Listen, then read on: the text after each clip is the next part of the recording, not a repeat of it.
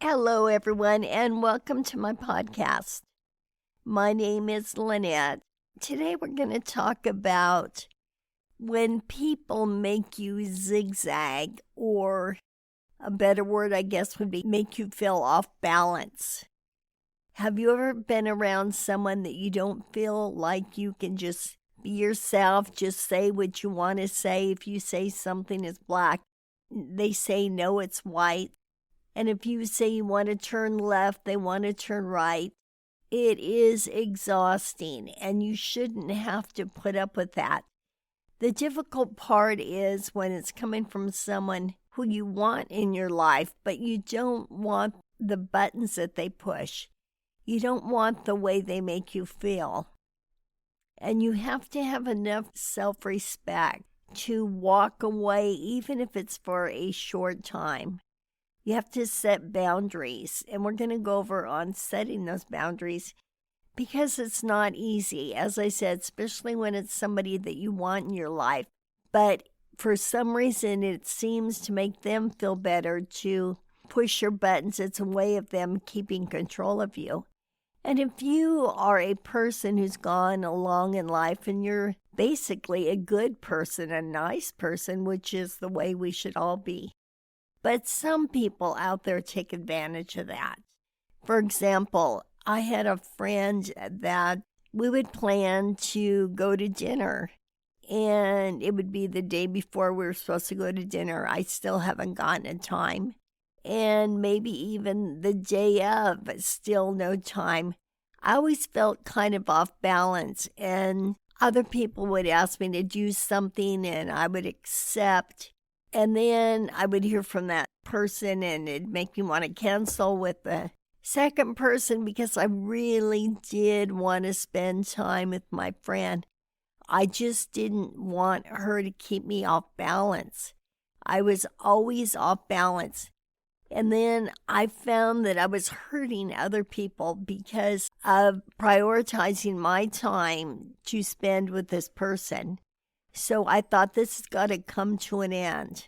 So when I put my foot down and didn't let her make me feel off balance anymore, she came to me and said, "Every time I'm going to be with you, I get a stomach ache." And I thought, wow, you get a stomach ache. It was interesting. I don't think she knew what she was doing, or it was an innate thing in her to take control of people around her. I'm not sure which it was. But nevertheless, when I put a stop to it, it made her feel physically ill. It's interesting. It's interesting how people will take advantage of your character as long as they can because it makes them feel good. But the truth is, we have to have enough self-respect to make limits, and it's not always easy. Sometimes it makes you feel more alone because you want to accept things and because you don't have anything that you're excited about at that particular time. So you want to accept being around certain people regardless of the cost. But the truth is, when it chips away at your self-esteem, it's a big price to pay. I know I've shared this with you in the past. It's another example. Mine happens to be with a nickname. With you, it could be something else, something that you didn't like, and the person knows you don't like it, so they use it to control you. And yes, this behavior coming from other people is a form of control. And why you can't relax and just be yourself around some people without them having the need to be the top dog to control you. I don't understand it, and not everybody is like that. But if there is someone in your life who is that way, then you need to regain your self-respect. Don't let anybody put you in a position where they're going to push your buttons, where you're going to walk away from the day you had with them feeling bad. This situation that I'm talking about is I had a nickname, and nicknames are for children. So when you grow up and you're out there in the real world, you drop either the nickname or the way they've changed your current name, usually, unless you like it, unless you want it. And so I respectfully ask not to be called that anymore.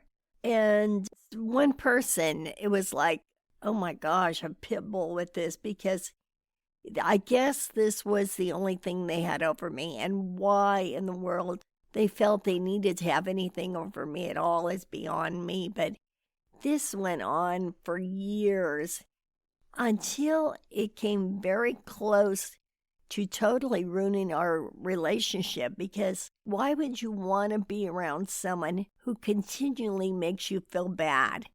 It's that saying of, why would you touch a stove that's hot and get burnt every time? And that's kind of what it boiled down to. And it wasn't easy, because I love and respect this person.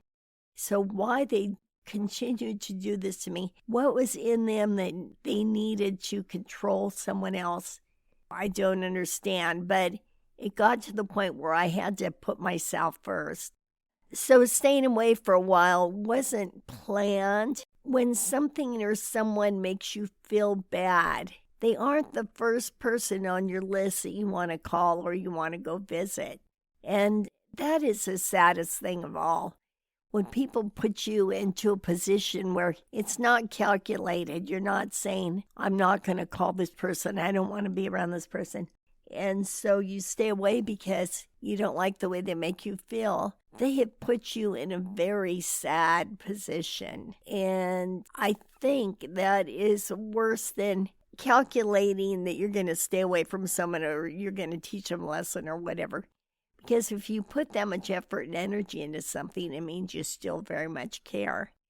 But if the reality is that you want to stay away from someone because they don't make you feel good, sometimes it is necessary, though. Sometimes that time apart will heal this situation, because it's a big price for them to pay as well. Because if it's someone that they're comfortable around enough to be able to try to control them, it's probably someone who's been in your life for a while.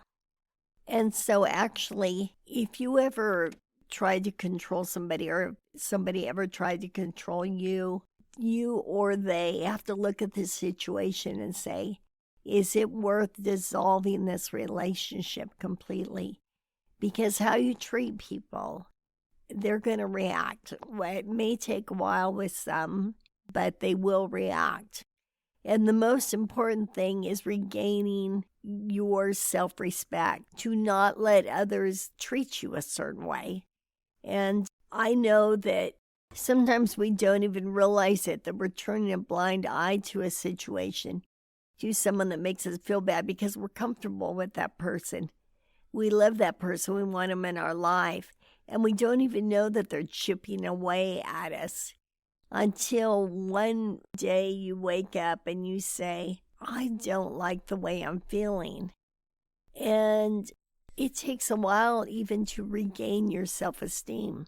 So I don't understand why people that supposedly love you would do this, but it's something in them. And I'm glad I don't understand, because it means I don't have it. But at the same time, you have to be prepared to walk away in life. You have to, for one thing, is protect yourself. Keep your self-esteem intact. Feel good about yourself. Because if you don't look out for you, who's going to? You need to nurture yourself as if you were a baby and you are the mother of you, and you are taking the time and control to realize what isn't working for you. And as I said, it's not always easy to make those decisions, but sometimes very necessary. Ironically, one thing that happens when you regain your self-respect or nurture your own self-respect, prior to that, when somebody chips away at you or pounds you down, sometimes you become a follower of them. And your goal should be to be a leader. You need to be able to say what you want to say, to give your opinion. And even if the other person doesn't agree with you, it's okay. And if there's someone that's going to be passive-aggressive about it or walk away, because you want to be a leader. And when you are confident about your own opinions, doesn't mean you're always right. An opinion is only an opinion. But you become a leader and people will start to follow you. The more self-respect you have, the more you don't try to get someone's attention by letting them treat you any way they want to and still being there at their beck and call. That is very, very negative. So when you put your foot down, not only will they turn around and start to follow you, but everybody will see it. It's very interesting how the tides can turn by making a very small adjustment. And know that maybe you might go through some lonely times, but the benefits are so worth it. The benefits of feeling good about yourself. Pretty soon you don't even need all those people around because you feel so good about you. These people are being who they are, so you need to be who you are. You deserve to be who you are. When you start to demand respect, and I don't mean vocally demanding respect by a harsh voice, but just in your gestures, just in your acceptance of things.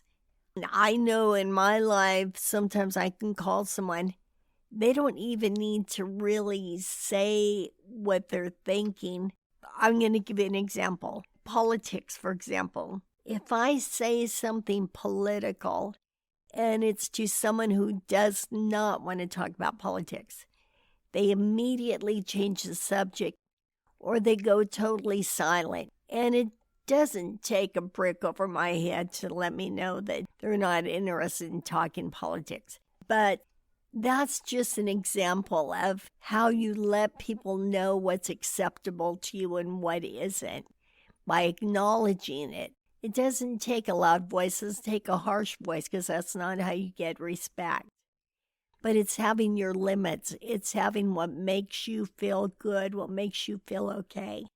People that have been around you a long time, that have been in your life for a long time, when you start to change, when you start to put your foot down, when your acceptance becomes a higher bar, they at first will have a lot of trouble accepting it. So be prepared for that. When they're so used to controlling you or treating you a certain way, and you will not accept it anymore, you won't let that person push your buttons anymore, they will continue to try initially until they find you're not going to accept it anymore. And by the way, kudos for you when you reach that point, because there's nothing better than feeling good and feeling like you have limits and feeling like you deserve to be treated with respect by everyone. And it's up to them to weigh out, do they want to have friends? Do they want a relationship with love in it, whether it be girlfriend love or romantic love, whatever it is, or do they want to be controlling? But the rewards that you get, there is no better feeling than to respect yourself enough to set limits of how people are going to treat you. And as I said earlier, you have to take care of you. You're the only person who can really nurture you. And so you need to put you first. And it's not selfish. I know I used to think it was selfish to put myself first. But you've got to put yourself first, and you've got to take care of yourself. And then it even goes a step further. The young people in your life are watching you, how you allow others to treat you. And so you're setting an example for probably a whole new generation. But again, I can't stress this enough. The biggest reward is how good you feel, that feeling of well-being, when you know without a doubt that you're taking care of you and that you demand self-respect, not verbally demanding it, but just in your actions. With that being said, I will talk to you next week, and I thank you for listening. Bye-bye.